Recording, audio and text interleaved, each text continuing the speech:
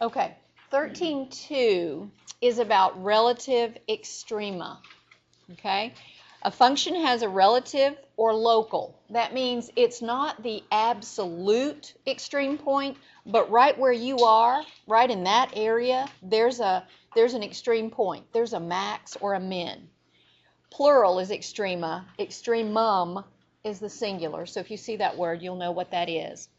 At C, if it has either a relative max or a min, that's what extrema are. So let's move this down and look at this little picture.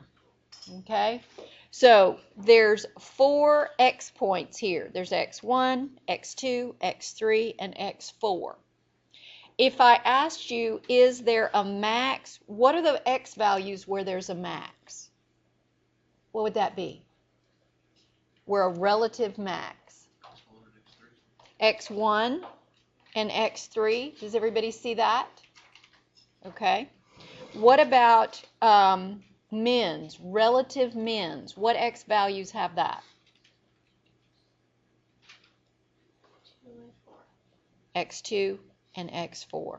Okay, so that's just getting you an idea that it can be in the middle of a graph and it can still be a max point or a min point. Okay, so we're looking there. All right, everybody got that? And you don't have to copy that down. Remember that you can just go print that or look at it. All right, now this is important. If a function has a relative min or a max at C, then C is a critical number, or it's an endpoint in the domain. So that's important. We're going to find what that has to do with the questions that we're going to be answering, but that's important. If it has a relative min or max at C, then C is a critical number. Okay?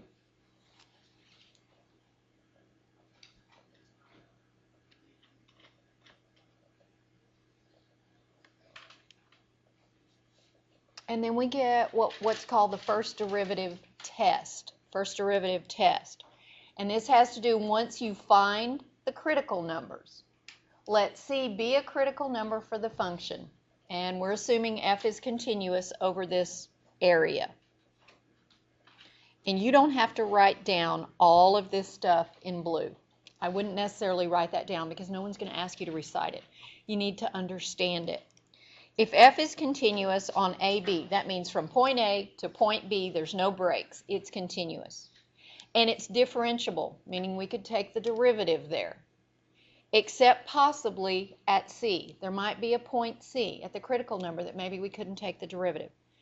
And C is the only critical number in that area. Then it's a max if it's positive on one side, negative on the other side. And that should make sense. Say we've got an interval. Let me move that up a little bit. Say we've got an interval and it's from A to B. Well, here's a point C. And on this side, you get positive. And on this side, you get negative. That means we're increasing, and then we're decreasing. So what does that make? That looks like we have a max. So that's a good way, if you forget all the rules and all the words, and you've got your little line drawn with your critical point like we did on Friday, and you have a positive and a negative, you're going this way and then down, so you have a max. So if it's positive on the left, negative on the right, you have a max. If it's negative on the left and positive on the right, that means you're decreasing, you hit the critical point, then you're increasing. So what do you have? A min. You have a min, okay? There's something out of the book that showed you some other pictures. You can't see that from where you are, but if you either play the video or get the printed part of this, then you can look at that a little bit closer. Basically what we're saying is kind of what we were doing Friday. Take the derivative, set it equal to 0 to get the critical numbers, put those on a line, test it on either side, and decide whether you have a max there or a min. So that's what we're going to be doing today. Not a lot new, just applying it a little differently. Questions? Anybody? Okie doke. Then let's go back and look at the questions. If you have your problem set, Holly, did Holly walk in? Anybody? No? She needs to get here. Anybody know Holly? Huskerson, she's at Baylor, manager of that. That's going to be on my video. Okay. All right. She was with the track team. Okay. All right.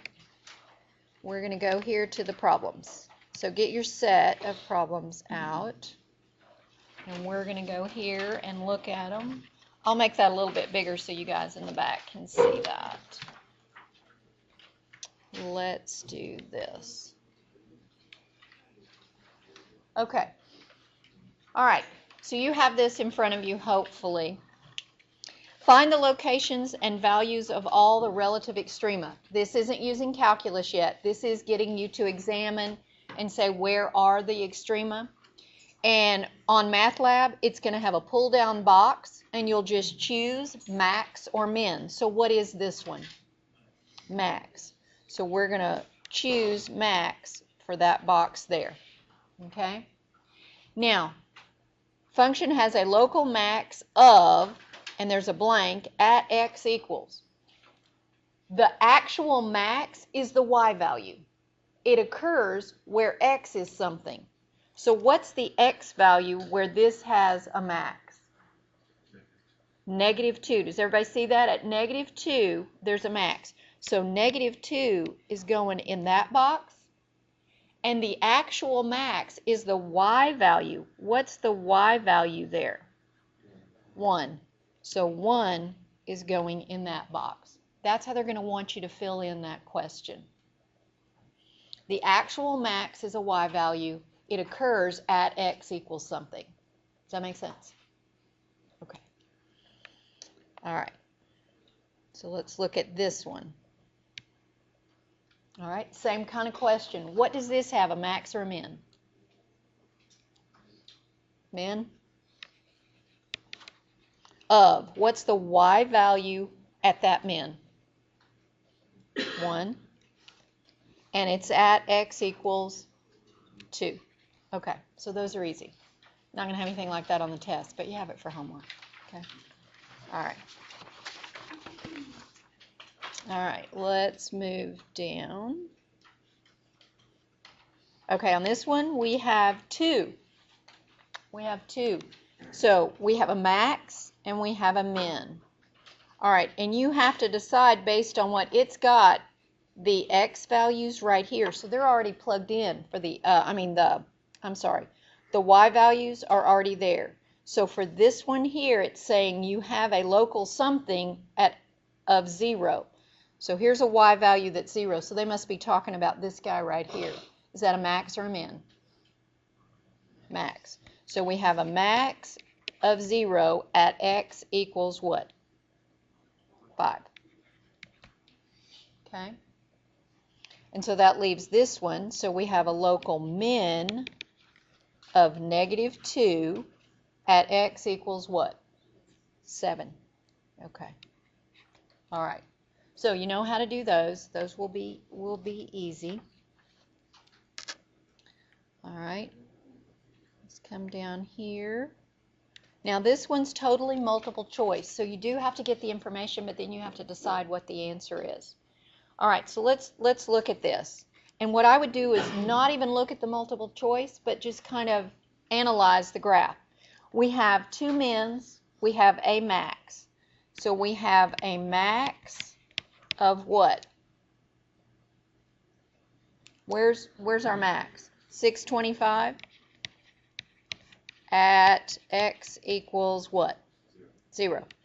And we have 2 mins of what and what? 0. They're both 0, right? The mins are at 0. 0 at x equals -5 and x equals 5. So which choice gives you that information? See? Okay. So, you don't have to write it out because you're not going to have to do that, but it's good analysis to make sure that you can do that. Okay? All right. Now the next one is a little confusing because they give you something a little bit different, and you need to be sure that you're reading the question. Suppose that the graph below is f prime of x. This is not an f of x function. This is the derivative. So we haven't looked at the derivative and had to think backwards. But that's what we're doing right now. Find the locations of all relative extrema and tell whether it's a max or a min. So here's the way we need to think about that. Right here, critical number occurs where f prime of x is 0. Well, where f prime of x is 0 is on this line. So you have two critical numbers. They are x equals 3 and x equals 7. Does that make sense? You're looking at the derivative, so we're going backwards. Okay? They're not saying where is the max or min on this graph. They're talking about in the original graph, in f of x. So we have to think. On anything like this, the top is positive, right? Aren't the y values up here positive? And they're negative down here. So I did positive in yellow. I did negative over here in purple and here in green. So on the left of x equals 3, let's draw this out, kind of, if I can. So I have x equals 3. And on the left of it, I'm positive. And on the right of it, I'm negative. So if I do that, I'm increasing, and then I'm decreasing. So what do I have at x equals 3? A max or a min? Max. Okay, so that's the way you want to think about it. Let's do the x equals 7. So on the left of x equals 7, I'm down here. So what is that? That's negative. And on the right of it, I'm positive. So I'm decreasing, I get there, and then I'm increasing. So what do I have there? A min. All right.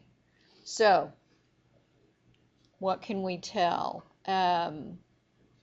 Which one of these choices?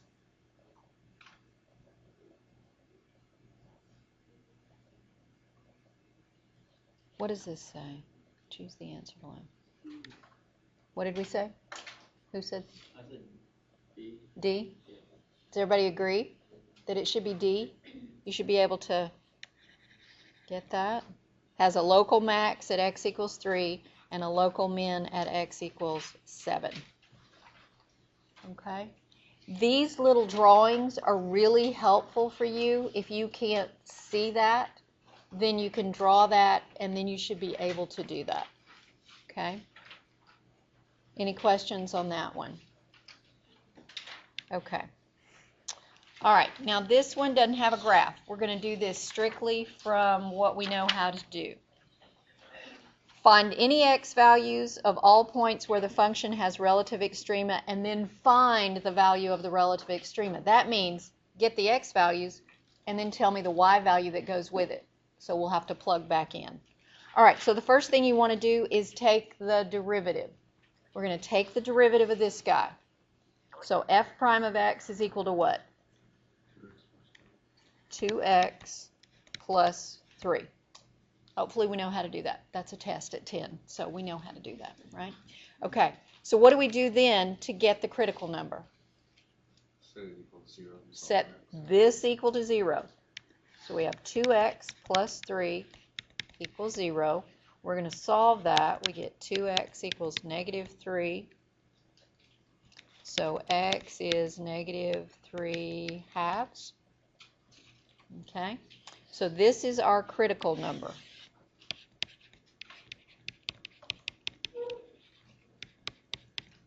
Okay, so we found a critical number. What do we do with that to see whether it's a max or a min? We're going to draw our line, and we're going to test. So we'll draw our line.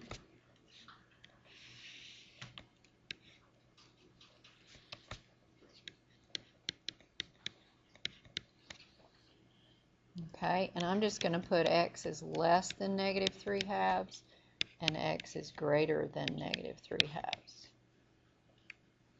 Okay, so what do we do? What do we test? What numbers do we use? Does it matter? It only matters that you're in that area. This is negative 1.5. So as long as I'm to the left of that, let's try negative 2. F prime of negative 2. And over here, anything to the right of it, so let's do f of 0, because that's easy. And where are we plugging it in? Whoops, f prime. We're plugging it into the derivative. So we're plugging it right here in this line. If I put negative 2 in right here, I get negative 4 plus 3, which is negative 1. So this is negative. If I plug in 0 right here, I get a positive 3. So that's positive. And then I'm going to use my highlighter to say, okay, I'm decreasing because that's negative, and then it's positive. So what do I have there? A min. Okay? I have a min. All right, so I have a min at x equals negative 3/2, and the min is, how do I get that y value? How do I get the y value? Plug it back into the original. So it's f of negative 3/2. So where was the original? Let's see. So that was negative 3/2 squared plus 3 times negative 3/2 minus 5. You guys can do that. I'll let you do that work. Come up with a number, and we want it in fractions, so if you get a decimal on your calculator, if you're using that, be sure you change it.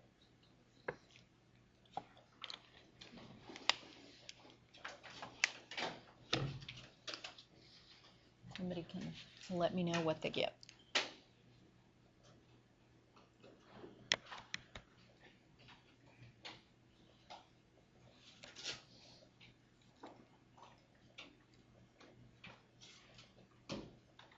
Anybody?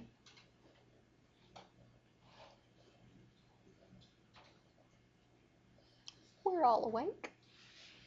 What'd you get, Meg? I don't know if it's right. 11 over 4. 11 over 4? But I did it in my... It's over 4, but try it. Negative 29 fourths. Okay. All right. So we've got this number, we've got this number. Those are the coordinates of a point. Those are the coordinates of a point. That is our min. Let's look back at how it wants us to answer that. The relative min are, and so we're going to put in like negative 3/2 comma negative 29 fourths. Type an ordered pair, it'll tell you that, and it says use integers or fractions. So if it's a decimal, it's going to want it in a fraction form. Now, did we find a max? Did we find a max? There was only one critical number. So we didn't have a max. So it says type in if there is nothing, so this guy gets an n. Because we don't have a max, we just have a min. On there, do math. Once your decimal's on the screen, hit the math key, and the first option's fraction. Hit enter, and enter. Did you get it? Okay. Okay. All right. Any questions on that one? Same process. Find the derivative. Set it equal to 0. That's your critical number. Draw your line. Test on either side. Decide if it's a max or a min. Okay? All right. Let's look at, I've already got the answers there. Let's do some work with that. What it's giving you is a function, but what kind of rule do we have to get the derivative? Quotient. Yeah, chain on the top, but quotient rule. And you can't do this one in the calculator because we're not finding the derivative at a particular point, so you have to do the work. So let's see, make this where we can see the whole screen. All right, so I've written the roadmap out here for you. I actually did a lot of it. It's the bottom times the derivative of the top minus the top times the derivative of the bottom, all over the bottom squared. Okay? That's how I always said it in my head. I didn't really get into f of x and u of v and all those letters. Just bottom times the derivative of the top minus top times the derivative of the bottom. And remember that order matters. If you switch those around, you'll get the wrong answer. So be sure that you're following that. And then I just did that work. The derivative of this guy, chain rule, 2 goes in front, x minus 4, that drops down to 1. So that just becomes 2x minus 8. So that's there. Over here, it's x minus 4 squared. What's the derivative of x minus 5? It's 1. So I did square this out. So I have that. I multiplied these two together and got that. All of these signs changed because this was a minus out front. So that changed there. Collecting like terms. And you should end up with that. And that's the derivative. And what are we supposed to do with that? Set it equal to 0. So we've got to set this whole thing equal to 0. That's going to be our next step. Okay?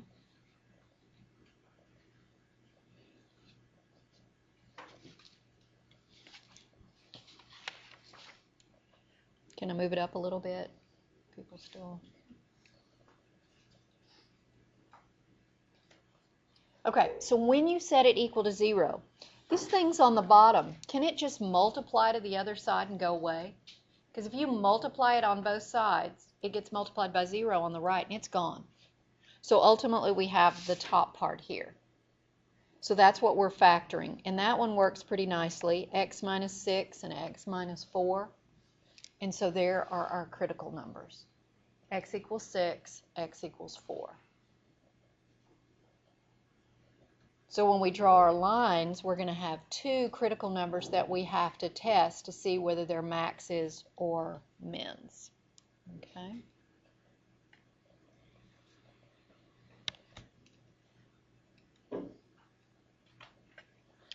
So we're going to draw a line. We're going to have x equals 4 and x equals 6. Okay? And over here we have x is less than 4. Here we have x is between those two, and x is greater than 6 over here. So those are our intervals that we're going to test.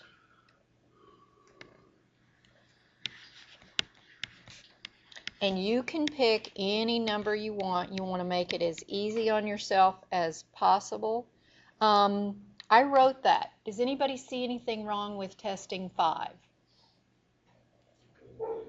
Look at the original function. Why won't 5 work? Yeah, it's undefined at 5. So you need to keep that in mind. So we don't get to do that. I was hoping somebody would see that. We're going to do 4.5. And then we're going to do 7 here. Okay? What I'd like you to do is test those values. I'd like you to test those values. Remember that you're testing them in the derivative, and you're seeing whether you get plus or minus. And you're testing them here, right here. Okay? There's the derivative. So you're testing those values in the derivative. Hopefully you have that written down.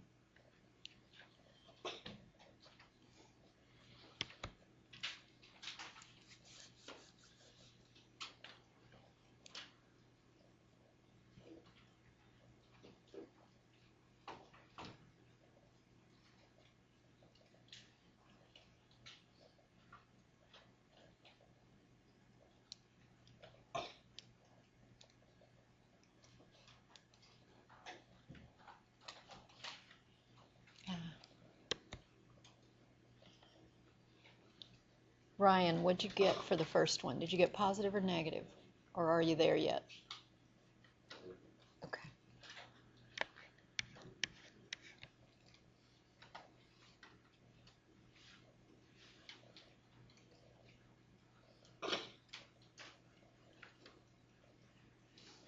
Drew, did you get the second one? The middle one? No. Not yet? Somebody, Taylor, did you get it? Negative? Okay. They don't always, alternate, so don't just assume that. You do need to test. And did somebody get the last one? Positive?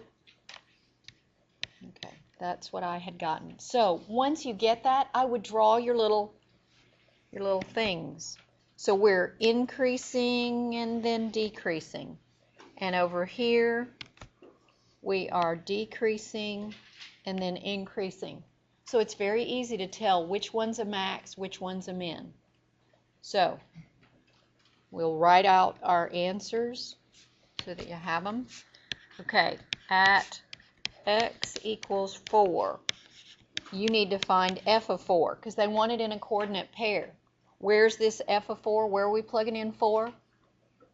The original. So go back to your original, plug in 4.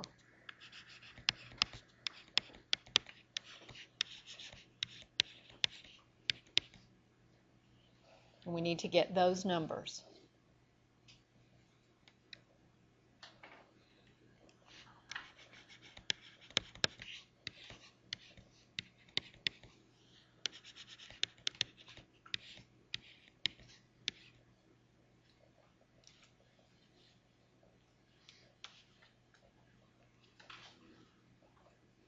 What's the value of the function when x is 4?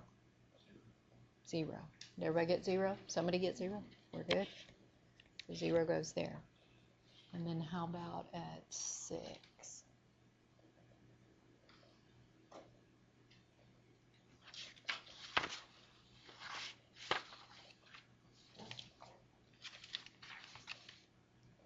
Six? Anybody? 4? 4 is good. So here's what they're looking for. Whoa, come back here. We have a max at 4, 0 and a min at 6, 4. You need to remember that once you find those critical numbers, you have to decide whether it's a max or a min. And then you have to get that y point by plugging back into the original. Everybody good? We're doing the same things over and over again. Just a little bit different application for that. Questions? Nope. So we're good? Okay. All right. I'll cancel that. Where's this?